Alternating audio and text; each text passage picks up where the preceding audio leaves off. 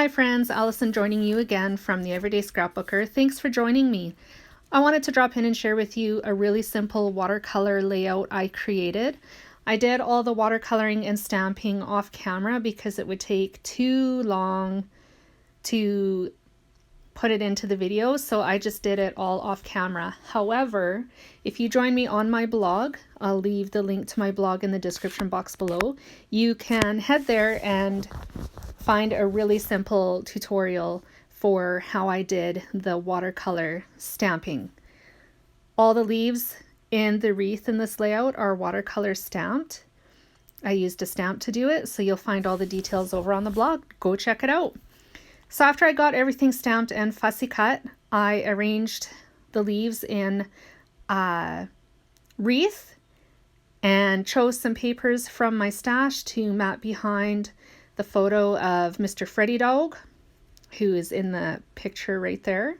I'm just layering it all together, figuring out where I want to put the picture, then actually what papers I want behind it. In the end, I decide to paper tear all the pieces and layer them underneath the photo, which looks way better. And then I slip a little bit of vellum behind there as well, just for a little bit more texture and interest. So once I'm happy with that, I'll figure out where I want to place them. They're going to end up at near the top of the layout. I'm just trying to figure out which order I want the papers to go in right now, and then I'll glue them together, trim off the excess, and pretty well keep the picture where it's sitting right now. I have really gotten into mixed media crafting lately. I've been watching a lot of videos by Vicky Boutin, and it's really inspired me. So this is where this layout came from, the idea for it. I'd actually seen another layout posted by a member of Vicky Boutin's group on Facebook, and it was a leafy wreath, and I just loved it. So I wanted to recreate it, and that's where the idea for this layout came from. I also decided to raid my stash because, as you know, I'm all about shopping my stash and getting it used up, stash busting. So I pulled out some of my old close to my heart stickers and chipboard, finding things that would work with the color scheme that I've got going, and pull something together, work it out with my scraps. And I'm quite impressed. I succeeded in that task. I'm really excited about it. As far as challenging myself goes, if you are not a member of the Everyday Scrapbooker Friends and Fans group on Facebook, you may want to consider joining us. We are working through our stashes, kind of like I'm doing, but we're also doing a weekly challenge, scrapbooking through the alphabet. So we had our last scrapbook live yesterday, and we scrapbooked the letter A.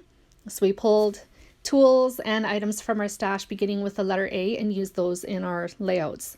So if you're interested in things, crafty things to keep you busy other than stash busting, come on out to the Facebook group. I'll leave the link in the description box down below as well, so you can come check it out. The next Facebook Live, Scrapbook Live, is going to be next Wednesday, so that's the 15th. We're going to take a little break for Easter, and then we'll come back and pick up where we left off.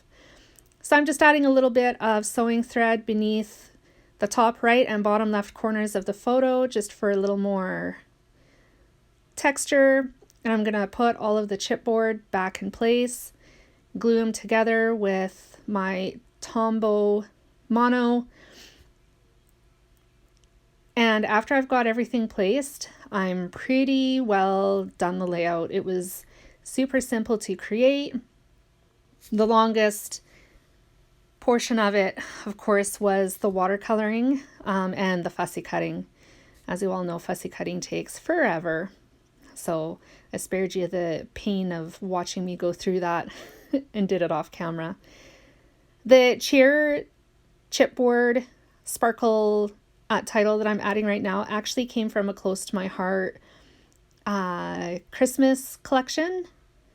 I believe it was the silver and gold collection. It's a couple years old now, but I have never really used the embellishments out of it. And I thought this worked really well for the title. I'm going to add more to the title by heat embossing a subtitle underneath cheer. So it's going to read cheer for a great day. And all of that is going to be heat embossed in gold. Pardon my head peeking in there. Got to see what I'm doing. I will add some journaling underneath the title as well, kind of to draw your eye down towards the bottom of the wreath. I used the wreath as a way to frame the photo, the title, and the journaling. You can see me doing the marking out where the journaling is going to go right now. And then there's going to be another tiny little embellishment cluster in the bottom right of the wreath. And after I've got that glued down, you can see me kind of playing with placement right now. Once that's all glued down and my journaling is written out, the layout will be pretty well complete. There are going to be some close-ups and still shots at the end of this video so you can have a better look at this layout. And like I said, there will be more details on my blog as well. So there will be a little tutorial walking you through how I created the stamped watercolor leaves. And of course, there will be more close-ups and information there as well. So I'm just going ahead and adding some more sewing thread. I used blue and green sewing thread just to match the colors in the layout underneath key points on my layout. And one of those points is in the last little embellishment cluster down at the bottom of the layout. I really love this color scheme. I've done a layout similar in the past using the same colors, the light blue, light green, and yellow.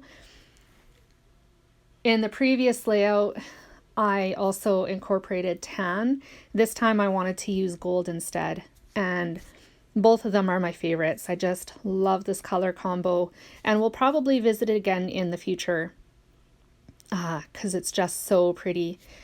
I realized as I was crafting, before I put the watercolored leaves down, I should have maybe added some splatter with re-inker to the watercolored circle that the leaves are layered on, but I didn't think of it until this point. So I pulled out some like navy blue re-inker and then just splattered it around the reef just for a little more depth and interest.